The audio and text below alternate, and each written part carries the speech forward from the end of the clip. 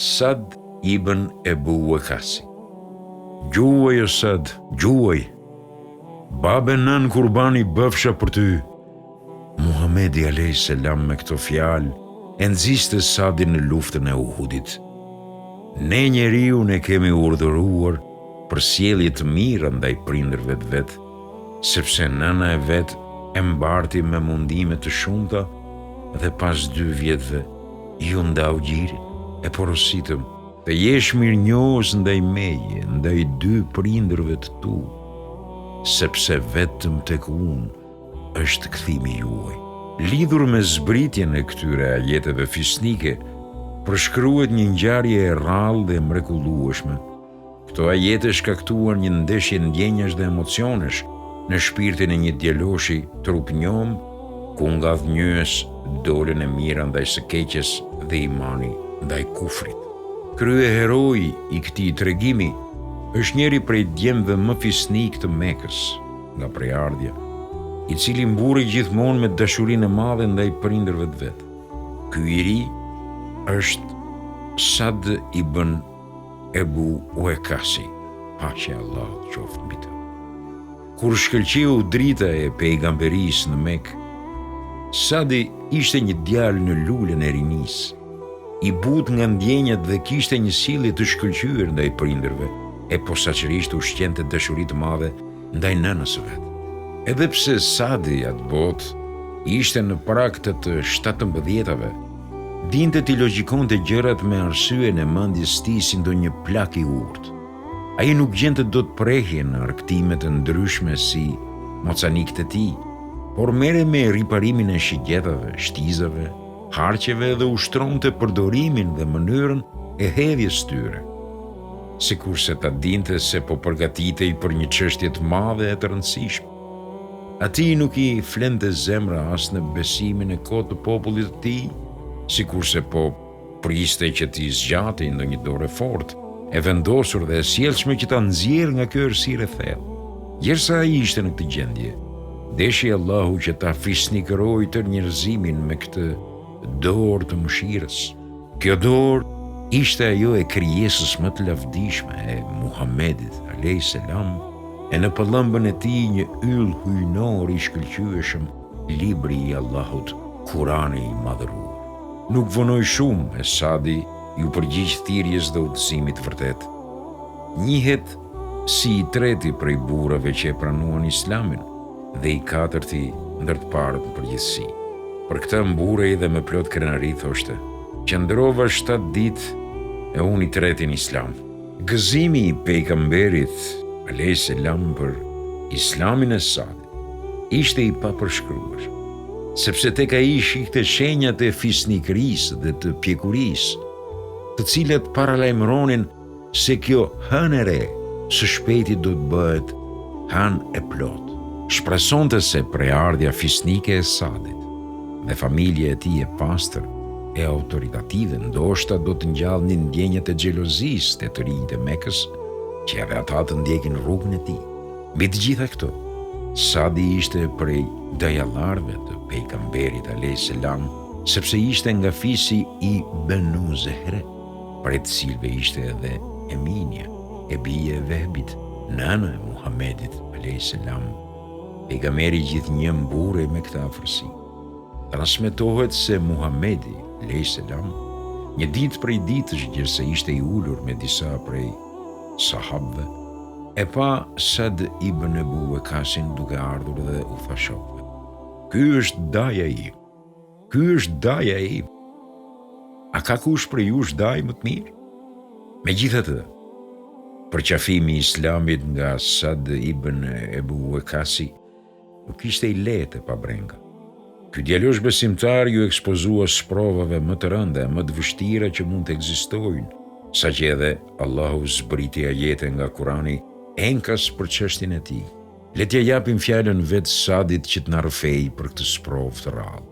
Sadi thot: 3 net para se të pranoj Islamin, pash në ëndër sikur isha fundosur në thellësitë e errësirave të pafundme të detit, e ndërsa vazhdoje e ndet fundosesha në këto thellësirët e errta, para meje ndriçoi një dritë, të cilës i shkova pas. e pash disa njerëz që kishin arritur tek ajo dritë para meje, e prej tyre dallova Zeid ibn Harithin, Ali ibn Abi Talibin dhe Ebu Bekër Sidikun. Që sa kohë jeni këtu? I pyeta. Ka sa kohë? Më thanë ata. Pasi agoj dita e nesërme, mora vesh se i dërguari i Allahut Muhamedi a.s. është duke thirrur në Islam fshehurazi dhe e kuptova se Allahu me mirësinë e tij dëshiroi që të më nxjerrë nga errësira në dritën e amshueshme. Me nxitim shkova te Muhamedi a.s. derisa e takova atë në luginën xhihad. Pasi Resulullahu e fali namazin e ikindis, e përqafova para tij Islamin, e nuk e kishte pranuar askush tjetër para meje përveç atyre të treve që pash në ëndër, Zeidin, Aliun dhe Ebu Bekri. Sadi vazhdon më tej rrëfimin e tij dhe thot: pasi nëna ime dëgjoi se unë kam përqafuar fen islame, u zëmërua dhe u hidhërua shumë me mua. Mirë po, me që unë isha djalë fort i sjellshëm dhe i kujdesshëm ndaj nënës, asaj nuk ju durua pa më pyetur: o Sad, ç'është kjo fe të cilën e pranove e që të shtyu ta lësh fenë e prindërve tu? Ose lëre këtë fe të re, ose unë as nuk do të haj, as nuk do të pi derisa të vdes. Ty pastaj do të coptohet zemra nga pikëllimi, do të pendohesh për atë që ke bërë dhe do të jesh gjithmonë i turpëruar para njerëzve derisa të jesh gjallë. Mos e bë këtë, o nënë e dashur, i thash unë, se për Zotin kur nuk do të lë këtë fe të pastër që e zgjodha për asnjë çmim. Mirë po ajo vazhdoi kërcënimet e saj, e refuzoi ushqimin disa ditë me radhë, derisa ju ligështua trupi dhe i humbi tërë fuqia. Unë, thot Sadi, çdo ditë shkoja tek ajo duke e lutur që të haj ose të pi bile diçka, por ajo refuzonte me ngulm duke u betuar se nuk do të fus gjën gojë derisa të vdes, ose unë ta braktis fen islam. Atëherë i thash: o nëna ime e shtrenjtë, unë të dua shumë, por Allahu dhe i dërguari i tij janë më të dashur e më të shtrenjtë për mua dhe për Zotin sikur ti, o nëna ime, ti kishe 1000 shpirtra e ata të dalin njëri pas tjetrit. Unë kur nuk do të lë këtë fe. Kur e pa seriozitetin dhe vendosmërinë time, lëshoi pe dhe filloi të hajë të pi, edhe pse pa dëshirën e saj. Kjo ishte arsye që Allahu të zbres në lidhje me të ajetin kuranor. E nëse ata të dy, prindrit, tentojnë që ti të më përshkruash mua shok, për çka ti nuk ke kurfar fakti, atëherë mos i respekto ata në këtë çështje, por në çështjet e jetës së kësaj bote të kesh mirë kuptim ndaj tyre. Dita në të cilën Sad ibn Ebi Wekasi pranoi Islamin ishte ndër ditët më të lumtura për muslimanët dhe ndër më të fryqshmet për fen islam.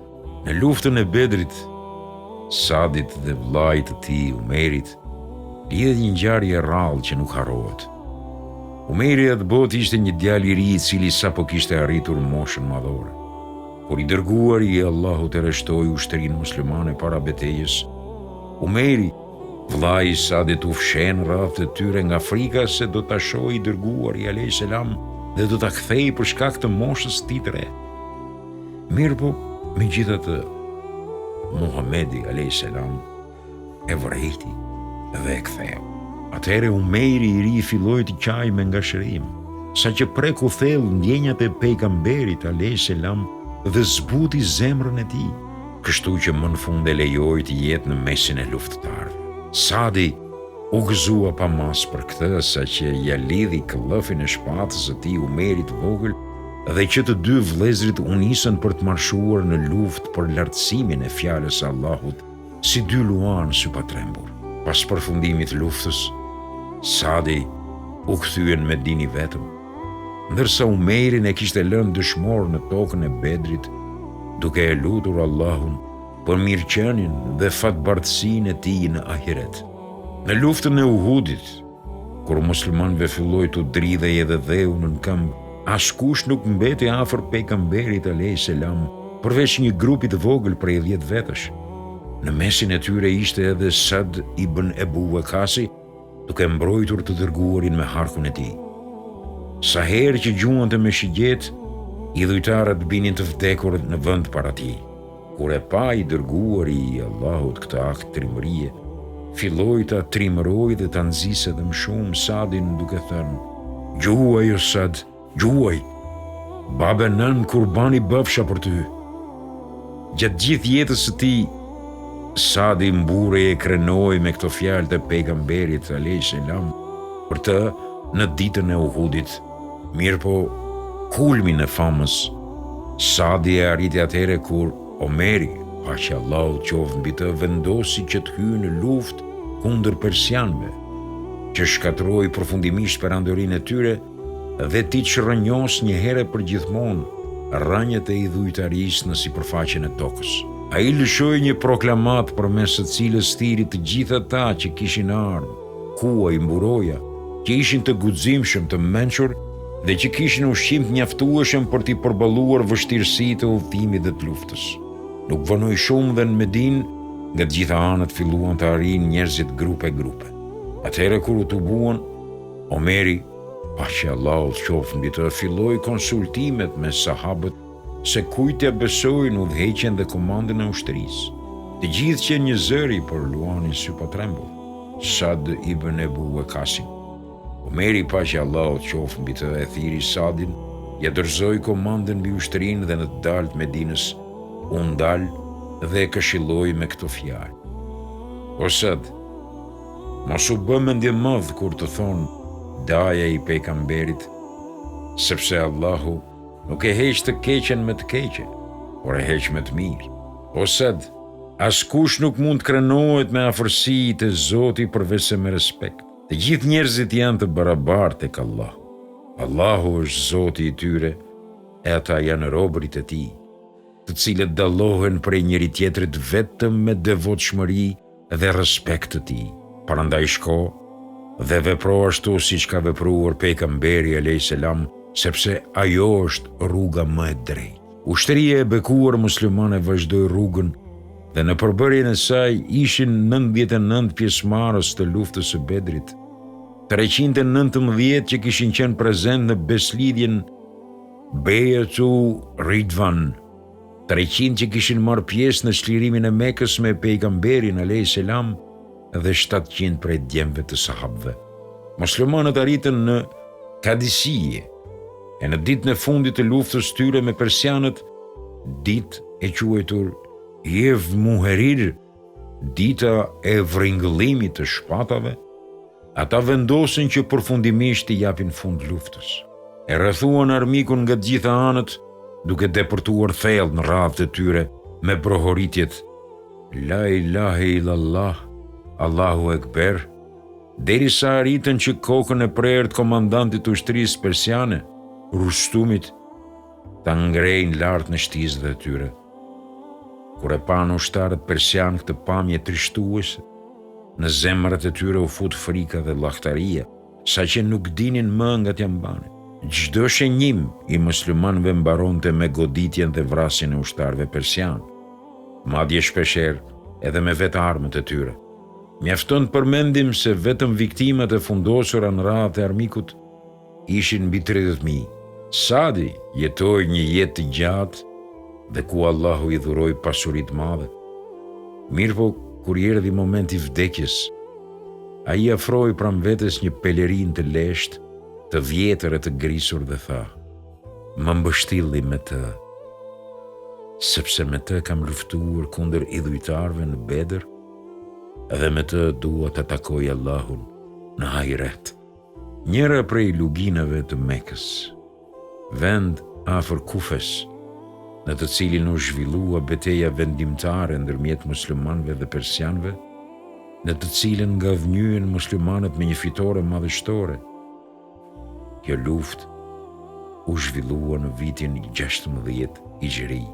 Këto janë fragmente nga jeta e sahabëve.